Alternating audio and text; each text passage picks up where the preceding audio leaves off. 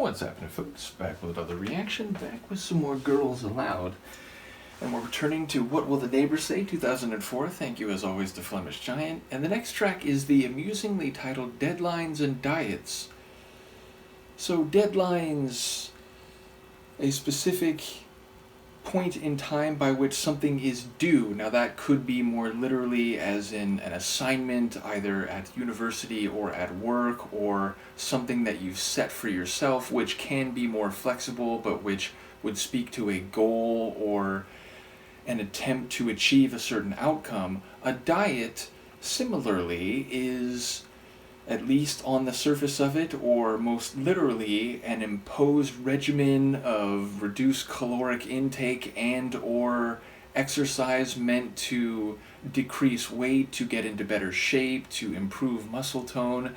So Deadlines and Diet speaks to the imposition of some regime, some program, which might be a struggle, which might be grueling, but which, at least in some cases, can be seen as a path to a desirable outcome or goal, and in other cases could be imposed by others, whether, again, in the sense of your occupation or for your degree that you're striving for. So it's a really interesting juxtaposition, even if I think the two words conceptually do have some association, or at least are in a similar semantic territory.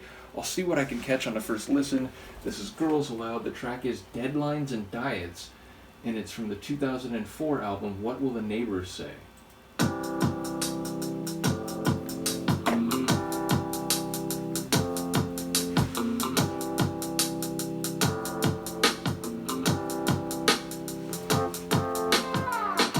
It's 3 a.m. and you still look gorgeous.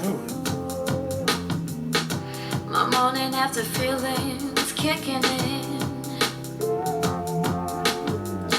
I hate to say, but I'm feeling nauseous. I put that down to too much gin. I'm cool until reality hits me in the face and drops the phone and a tea. And you left no number, left your wedding ring. There's nothing left to do but kick back and sing. I've seen it before, I'll see it again. A never-ending story of deadlines, diets, and devious men. And what? Devious what?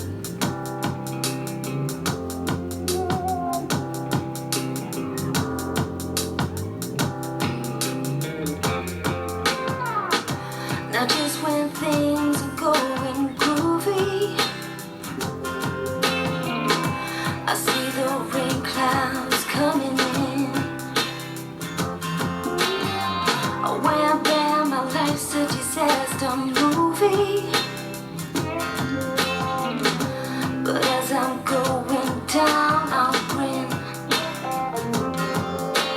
Cool until reality hits me in the face, drops the phone and the tea. And you left no number, left your wedding ring. Nothing left to do but kick back and sing. I've seen it before, I'll see it again. A never-ending story of deadlines, diets, and devious men. I've seen it before, yeah, I'll see it again. A never-ending story of deadlines, diets, and devious men. Dubious Men? What is it?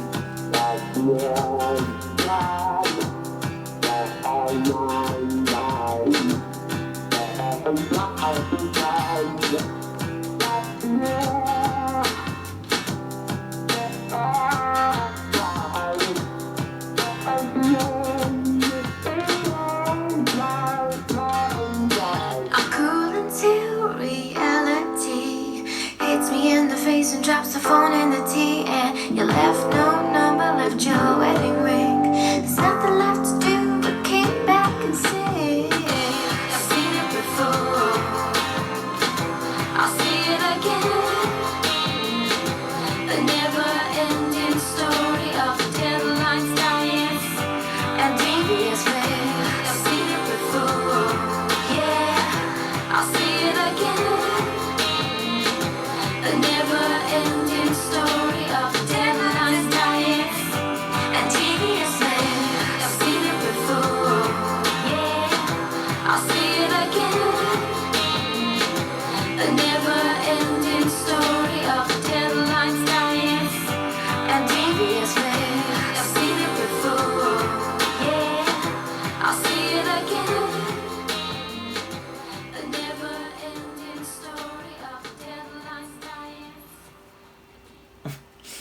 gets it out on that last one.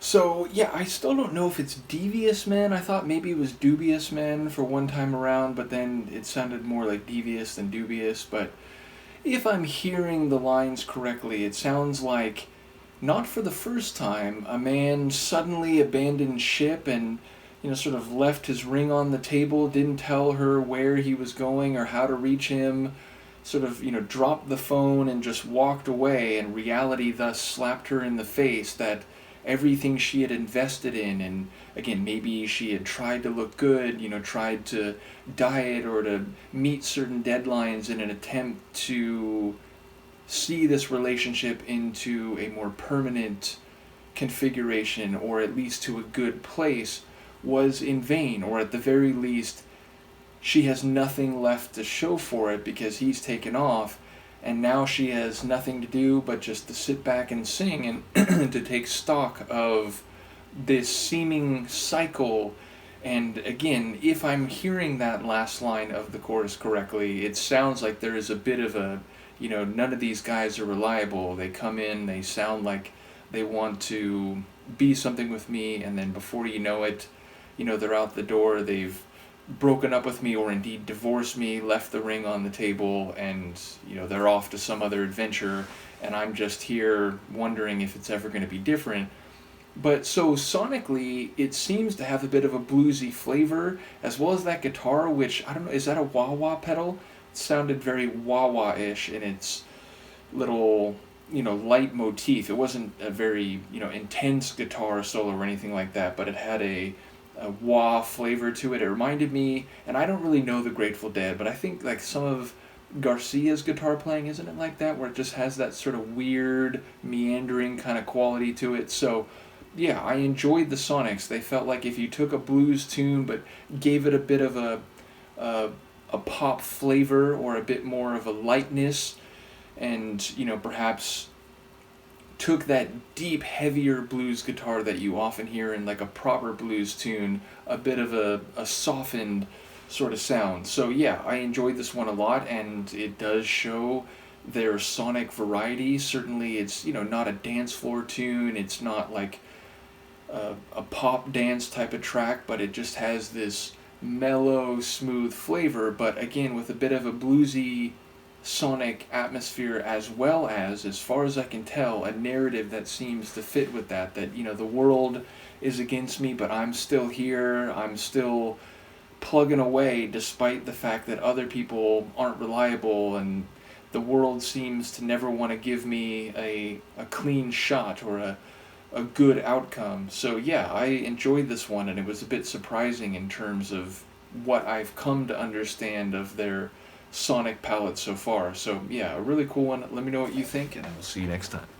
Peace.